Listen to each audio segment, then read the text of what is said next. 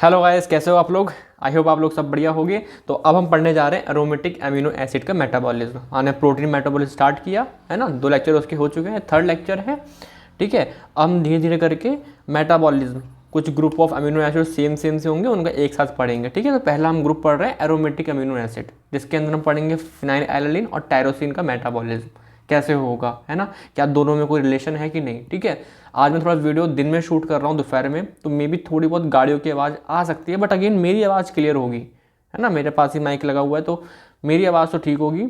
ठीक है, बाकी थोड़ी बहुत अगर आवाज़ आ जाए थोड़ा सा चला लेना, इतनी है, ये पक्की बात है। ठीक है, अब मैं क्या बोल रहा हूँ, फिनाइलएलानिन एंड टायरोसिन दोनों एरोमेटिक अमीनो एसिड है। क्यों एरोमेटिक समझते हो ना, एरोमेटिसिटी देख रहे हो, रिंग आ रही है यहाँ पे, तो इसलिए एरोमेटिक अमीनो एसिड। अब क्या है बेसिकली, आप देखो ये है फिनाइलएलानिन का स्ट्रक्चर। अगर आप ऑब्जर्व करो यहाँ पे ये नहीं है, मान लो यहाँ पे ये नहीं है, यहाँ पे 3 लगा दो, तो ये किसका बन गया, कौन सा अमीनो एसिड बन गया, ये एलानिन बन गया, है ना। एलानिन में से एक हाइड्रोजन मैंने हटाया और उस जगह मैंने क्या लगा दिया, एक बेंजीन रिंग लगा दी ऐसे, है ना, फिनाइल बोल देंगे, फिनाइल एक एच हटा देना, फिनाइल रिंग लगा दी, तो क्या बन जाएगा बताओ, फिनाइलएलानिन। समझ में आ रहा है क्या। ठीक है, अब मैंने क्या करा, इसमें एक OH ग्रुप और लगा दिया पैरा पोजीशन पे, तो क्या बन जाएगा, टायरोसिन। तो टायरोसिन फिनाइलएलानिन, है ना, कुछ भी नहीं है। क्या डिफरेंस दोनों में, OH ग्रुप का ऐड, मतलब मैंने फिनाइलएलानिन में एक OH ग्रुप ऐड कर दिया पैरा पोजीशन पे, है ना, पैरा पोजीशन पे, तो क्या बन जाएगा, इस टायरोसिन बन जाएगा।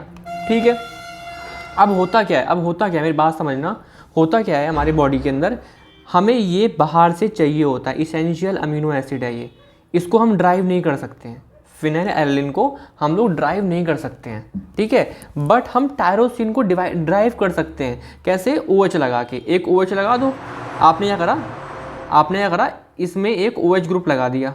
ठीक है, तो क्या बन गया, टायरोसिन बन गया। तो आप देख पा रहे हो बॉडी के अंदर एक ऐसी रिएक्शन होगी, इरिवर्सिबल रिएक्शन होगी, जिससे मैं फिनाइलएलानिन को कन्वर्ट करूंगा टायरोसिन के अंदर। ठीक है, तो इसलिए टायरोसिन कैसा है मेरा, नॉन इसेंशियल, बिकॉज वो मेरी बॉडी के अंदर ही बन जा रहा है, बट फिनाइलएलानिन को मुझे डाइट के थ्रू खाना पड़ेगा। ठीक है, अब हम देखेंगे कि ये दोनों क्या है, कीटोजेनिक एंड ग्लूकोजेनिक है, मतलब इनसे हम जब इनका मेटाबॉलिज्म पढ़ेंगे, कैटाबॉलिज्म पढ़ेंगे, तो हम देखेंगे यार इससे हम ग्लूकोज भी ड्राइव कर सकते हैं, इससे हम कीटोन वगैरह भी, हम फैट वगैरह भी ड्राइव कर सकते हैं। अब ये आप पढ़ाऊंगा। ठीक है, और ये आपका नॉन पोलर है और ये आपका पोलर है। पोलर क्यों, देखो OH ग्रुप है, O नेगेटिव आएगा, H हटेगा तो हाइड्रोजन बॉन्ड, तो कहना कि पोलर है, बट यहाँ पे ऐसा कुछ नहीं है फिनाइलएलानिन में।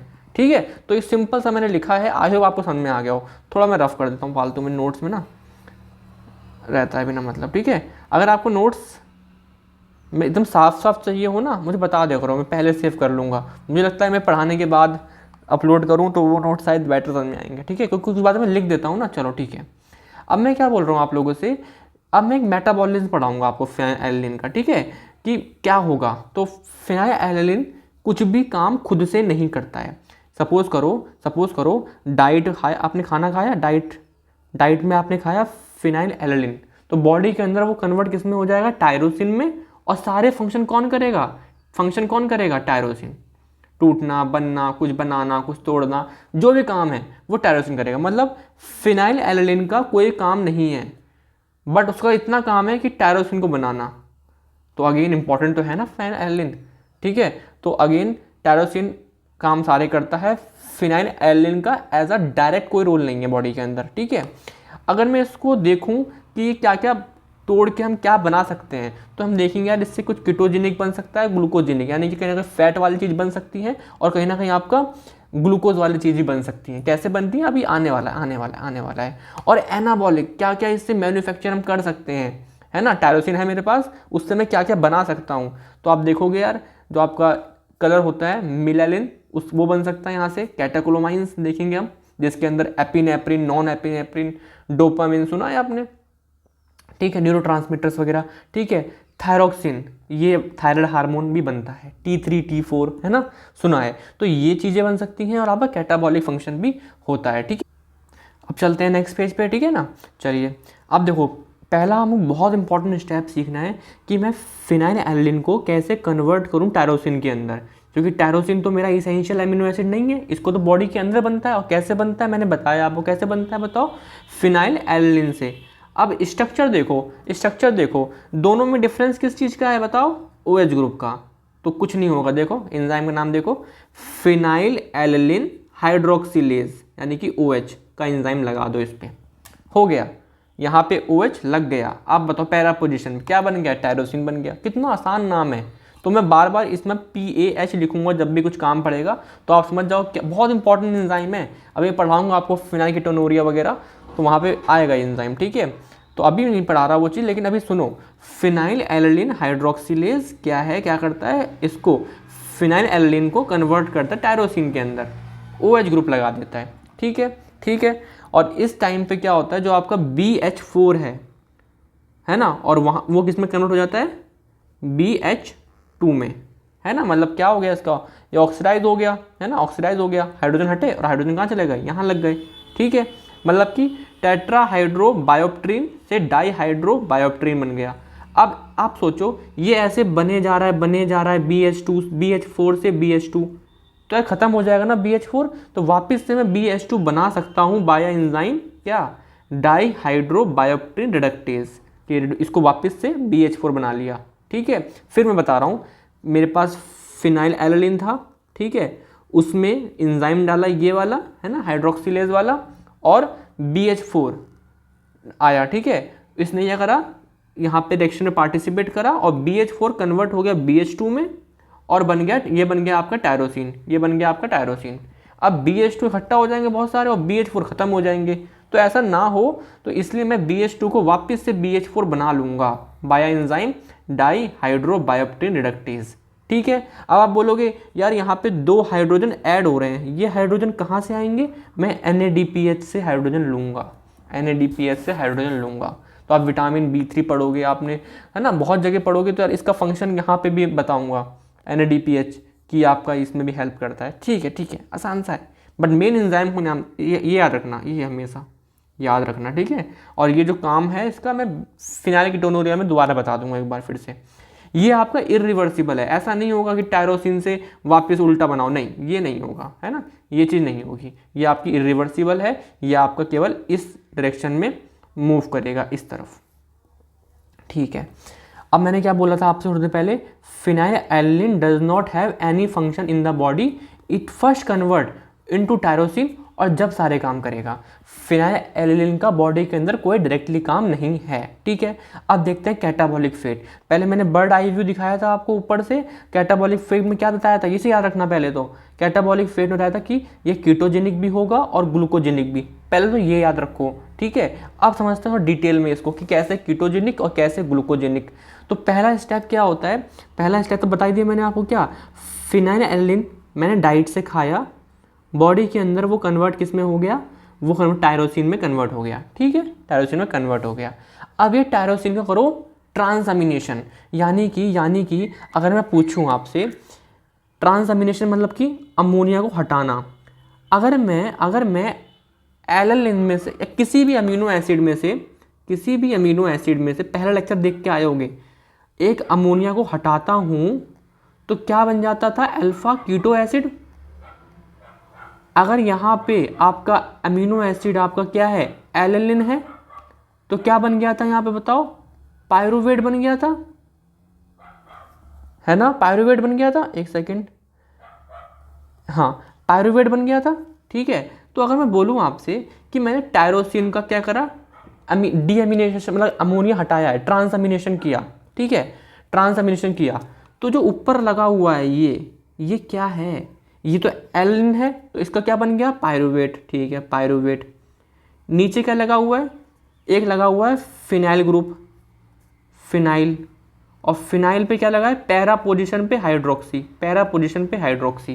क्या मैं इसका पूरा नाम बोल सकता हूँ, पैरा हाइड्रोक्सी फिनाइल पायरुवेट। मतलब मैंने बस NH3 हटाया है, NH3 हटाते ही एल्लिन पायरुवेट बन गया, तो ये पायरुवेट बन गया। और बाकी आप देख पा रहे हो पैरा पोजीशन पे हाइड्रोक्सी फिनाइल पे लगा हुआ है, ठीक है, समझ में आ रहा है, याद ही करना है, कर लो, मुझे कोई दिक्कत नहीं है, मेरा काम समझाना है ना। आप कहीं शॉर्ट में लिख लेना PHPP, इससे आपको याद रहेगा, ठीक है। फुल फॉर्म तो बना ही लोगे फिर आराम से।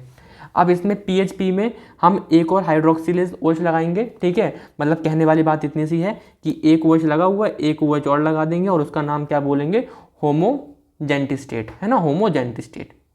ये आपको याद हो जाएगा, डरना नहीं है, ठीक है, आराम से हो जाएगा। फिर हम क्या करेंगे, होमोजेंटिक ऑक्सीडेज, ऑक्सीजन की प्रेजेंस में पहले है ना, मलई एसिटो एसिटेट, फिर मलई एसिटो एसिटेट आइसोमेरेज से बनेंगे फादर, FAA, फ्यूमरल एसिटो एसिटेट, पहले फिर है ना। फिर इसे तोड़ेंगे तो जो फ्यूमरल वाला पार्ट है उससे क्या बन गया बताओ, फ्यूमरेट, है ना। और एसिटो एसिटेट क्या होता है, कीटोन बॉडी होता है कि नहीं होता है, 3 कीटोन बॉडी में होती है, कौन कौन सी, एसिटो एसिटेट, है ना, बीटा हाइड्रोक्सी ब्यूटरेट और एसीटोन, ठीक है। अभी लिपिड पढ़ेंगे तो और अच्छे से याद आएगा, बट अभी समझो, है ना। फ्यूमरेट से मैं बना सकता हूँ क्या, ग्लूकोज, याद है ना। ये फ्यूमरेट आपका क्रेब्स साइकिल में एंटर कर जाएगा, फिर वहाँ से ऑक्सलो एसिटेट से ग्लूकोनियोजेनेसिस में एंटर, ग्लूकोज बन सकता है। ऐसे ही आपका एसीटोट से क्या बन सकता है, कीटोजेनिक, मतलब कि वो फैटी एसिड तो है ही, ठीक है ना। तो मतलब कि इस तरीके से कीटोन बॉडीज तो है ही है, ठीक है, फैट भी बन सकता है। तो यार ये सिंपल से 2-4 स्टेप्स थे और बहुत इंपॉर्टेंट है, इनको लिखना, एक पन्ने पे लिख लेना, एग्जाम हो आपका कल तो पढ़ के चले जाना, नंबर आ जाएंगे, ठीक है। मैं ये उम्मीद नहीं करता कि ऐसे सारे स्टेप आपको याद रहेंगे, लाइफ लॉन्ग नहीं हो सकते हैं, थोड़े बहुत दिक्कत देते हैं, बट जब पढ़ लो, एग्जाम आएगा उससे पहले पढ़ोगे तो है ही ना, फिर वो याद रहेगा, ठीक है। आप सोचो एग्जाम में ही एक दिन पहले समझेंगे भी, पहली बार देखेंगे तो बहुत दिक्कत हो जाएगी। अभी पढ़ते चलो, एग्जाम टाइम में फिर याद कर लेंगे इसको, ठीक है। चलो अब देखते हैं एनाबॉलिक फेट कि मतलब कहीं ना कहीं कुछ बनाता भी है कि नहीं। तो यार कैटाकोलोमाइंस यानी कि कुछ ना कुछ, है ना, कुछ ना कुछ न्यूरो हार्मोन्स, है ना, इस टाइप से, मतलब कि आपने सुना नाम, एपिनेफ्रिन, नॉन एपिनेफ्रिन, डोपामिन, वो सब बनाता है, ठीक। कैसे, क्रोमेफिन सेल्स में। ये आपका कहाँ पर, ये मेनली आपके ना एडिनल मेडुला में मिलते हैं वैसे 80%, 20% कहीं और भी मिल सकते हैं, but chromaffin cells adrenal medulla gland होती है ना, एडिनल ग्लैंड, एक कॉर्टेक्स होता है, एक मेडुला होता है, आउटर कॉर्टेक्स, इनर मेडुला, तो अंदर साइड, ठीक है। इसमें होगा क्या, मैं टायरोसिन को कन्वर्ट करूंगा डोपा में, याद रखो डोपा में, डोपा यानी कि डाईहाइड्रोक्सी फिनाइल एलेनिन, ठीक है। अब क्या हुआ, एक सेकेंड देना, है ना, ठीक है। अब मैंने क्या बोला आपसे, डोपा डाईहाइड्रोक्सी फिनाइल एलेनिन में कन्वर्ट किया। अब यहाँ पे मैं CO2 को हटाऊंगा, डोपा डीकार्बोक्सिलेज, तो याद रखना डोपामीन पहले बनेगा, फिर नॉन एपिनेफ्रिन और फिर एपिनेफ्रिन। इसमें डिफरेंस क्या होता है दोनों में, इसमें मिथाइल ग्रुप नहीं होता है, नो मिथाइल ग्रुप, ठीक है। फिर ये आपका एक मिथाइल ग्रुप लेके आता है, इसकी बात हम करेंगे 1 कार्बन मेटाबॉल में से, ठीक है ना। बट अभी समझो ये आपका एक मिथाइल ग्रुप लेके आया और यहाँ पे ट्रांसफर कर दिया, तो इसमें मिथाइल ग्रुप आ गया, तो इतना ही डिफरेंस था बस। इसमें क्या हुआ, एंजाइम का नाम बताओ, मिथाइल ट्रांसफेरेज, ठीक है, ठीक है। तो दोबारा देखो एक बार, तो पहले क्या बताया मैंने, टायरोसिन क्या बनाएगा, टायरोसिन बनाएगा डोपा, है ना, डोपा के बाद आपको 3 नाम लगातार बोलने हैं, डोपामीन, नॉन एपिनेफ्रिन और एपिनेफ्रिन, ये सारे क्या है यहाँ पे कैटाकोलोमाइंस, ठीक है। तो आपको याद रहेगा कहीं ना कहीं आपके, आप देखोगे ना ये न्यूरो हार्मोन्स बोल सकते हैं, ठीक है, न्यूरो इस तरीके से काम करते हैं, ठीक है। तो आपको याद रहेगा, एंजाइम देखना हाइड्रोक्सिलेज 2 बार लिखोगे याद हो जाएगा, ठीक है। मेरा काम है आपको पढ़ा देना वो चीज़, है ना, और एग्जाम में आएगी, ठीक है। और 2-3 बार मैं बोलता हूँ, आपको अभी भी याद हो जाएगा, एग्जाम में हिट जरूर करेगा, अगर आप लिख लोगे तो पक्का हो जाएगा, ठीक है। अब देखते हैं कलर वगैरह, मतलब हमारे स्किन कलर, हेयर कलर के लिए रिस्पॉन्सिबल क्या होता है, मिलेनिन, है ना। तो वो कैसे बनता है, तो टायरोसिन होता है, टायरोसिन उसे हम कन्वर्ट करें डोपा में, है ना, बाया एंजाइम क्या, टायरोसिनेज। अब आप बोलोगे यार ये भी टायरोसिनेज था, यहाँ पे सेम काम कर रहा है, और ये वाला भी क्या है, ये भी तो सेम काम कर रहा है, हाँ दोनों लगभग काम सेम ही कर रहे हैं, बट अगेन बहुत डिफरेंस भी होते हैं, दोनों के मेटल्स, है ना, अलग होते हैं, तो अलग चीज़ें भी हैं, ठीक है। अब मैंने क्या बोला, ये आपका कन्वर्ट किस में हो जाएगा, डोपाक्विनोन में, है ना, यही एंजाइम कर देता है, कोई बड़ी बात नहीं है, यही एंजाइम कर देता है, ठीक है। और डोपाक्विनोन आपका कन्वर्ट हो जाएगा यूमेलिन में या फिर फियोमेलिन में, ठीक है ना। अगर यूमेलिन में हो गया तो ब्राउन टू ब्लैक पिगमेंट, है ना, जो भी बॉडी में ब्लैक कलर, ब्राउन कलर होगा तो कहीं ना कहीं इसकी वजह से होगा। और कोई रेड हेयर देखें कि लाल बाल हो गए, है ना, लाल इस तरीके से, तो वो उसके लिए रिस्पॉन्सिबल आपका क्या होगा, फ्यूमेरलिन होगा। कोई बड़ी बात नहीं है, इतना नहीं पूछा जाता, 4-5 नाम है, इन्हें देख लेना, हो जाएगा। ठीक है, चलो अब क्लिनिकल केस क्या होता है, किसी किसी बच्चे में एक एंजाइम नहीं होता है, क्या, टायरोसिनेज, है ना, टायरोसिनेज नहीं है, तो वो बच्चा एकदम वाइट दिखेगा, उसके पास बिल्कुल, मतलब मेलेनिन क्या होता है ना, डार्कनेस के लिए इंपॉर्टेंट है। एक बच्चा बिल्कुल वाइट है, इसका मतलब उसके अंदर क्या नहीं है, क्या नहीं है, मेलेनिन नहीं है, यानी कि ये एंजाइम नहीं है, मान लो टायरोसिनेज, है ना, एल्बिनिज्म, है ना, तो क्या हुआ, तो एल्बिनिज्म एक बीमारी है ना, एल्बिनिज्म एक बीमारी है जिसमें आपका टायरोसिनेज नहीं है, टायरोसिनेज नहीं है, इसका मतलब उसकी बॉडी में कलर नहीं आएगा, वाइट रहेगा, बिकॉज ये लोग कलर के लिए रिस्पॉन्सिबल हैं और ये बन नहीं पा रहे। ठीक है, तो देख रहे हो आप लोग, lack of synthesis of pigment melanin, ठीक है, ये ऑटोसोमल रिसेसिव बीमारी है, इसका इंसिडेंस आपको 1 मिलेगा 20,000 लोगों में, बच्चों में। ठीक है, और इसमें मेन दिक्कत क्या है, टायरोसिनेज में डिफेक्ट हो गया। ठीक है, थोड़ा सा पूछ लेते हैं एमसीक्यू वगैरह में। अगर आप देखोगे बच्चा क्लिनिकल फीचर, गूगल पर सर्च करना इमेज वगैरह, तो आपको देख के याद अच्छे से हो जाएगा। ठीक है, आप देखोगे मिल्की वाइट हेयर्स, है ना, स्किन भी वाइट होगी बिल्कुल, रेड आइज होंगी, सेंसिटिव टू स्किन कैंसर, है ना, बिकॉज मिलेनिन नहीं है। मिलेनिन इज़ वेरी इंपॉर्टेंट कि वो स्किन कैंसर को बचाती है, यूवी लाइट से बचाती है। ठीक है, और फोटोफोबिया, ठीक है, थोड़ा डर लगेगा उसको इस लाइट वगैरह से। ठीक है, अब थायरोक्सिन पे आते हैं, लास्ट, है ना, लास्ट थायरोक्सिन वेरी इंपॉर्टेंट, कुछ भी नहीं है, थायरोक्सिन थायराइड हार्मोन बनाता है। तो अगर आप फिजियोलॉजी में पढ़ोगे जब, है ना, ये भी मैं भी पढ़ाऊंगा आप थोड़ा बहुत। ठीक है, तो यहाँ पे आप देखोगे टायरोसिन का रेजिड्यू होगा, टायरोसिन होंगे, है ना, अमीनो एसिड, उसमें आपका आयोडीन आके जुड़ेगा, एक्टिव आयोडीन, है ना, जुड़ेगा आके, और क्या बनाएगा, थायरोग्लोबुलिन, है ना, थायरोग्लोबुलिन, और वही आपका MIT और DIT बनाएगा। MIT मतलब मोनो आइडोथायरोडिन और डाई आइडोथायरोडिन। अगर MIT और DIT मिले, M माने 1 मोनो और 2, तो क्या बन जाएगा, T3 हार्मोन, सुना होगा, थायराइड, है ना, और DIT और DIT मिले तो T4 हार्मोन। ठीक है, इसको आप फिजियोलॉजी में हार्मोन चैप्टर में बहुत अच्छे से पढ़ते हो, ये तो बहुत बेसिक सा है। अदरवाइज बायोकेमिस्ट्री में भी एक आएगा चैप्टर हार्मोन वाला, है ना, तो वहाँ मैं बता दूंगा इसको तो और अच्छे से। ठीक है, तो ये आपका अभी एक इसमें रह गया है क्या, फिनाइलकीटोनुरिया और एल्केप्टोनुरिया, कुछ क्लिनिकल केसेस वगैरह, है ना, कोई एंजाइम नहीं है तो क्या होगा।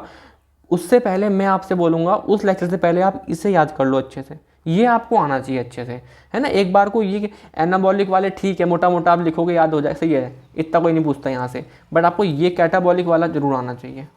ठीक है, तो आई होप आपको समझ में आया हो। तो 3rd लेक्चर था आपका मेटाबॉलिज्म ऑफ प्रोटीन बोल सकते हैं हम लोग। ठीक है, कोई भी दिक्कत आ रही हो मुझे बताना, समझ में नहीं आ रहा मुझे बताना कि मैं किस पॉइंट पे फास्ट निकल गया, किस पॉइंट पे मैंने स्किप कर, कुछ बताना मुझे, रिव्यूज़ देना। ठीक है, चलिए, थैंक यू, बाय।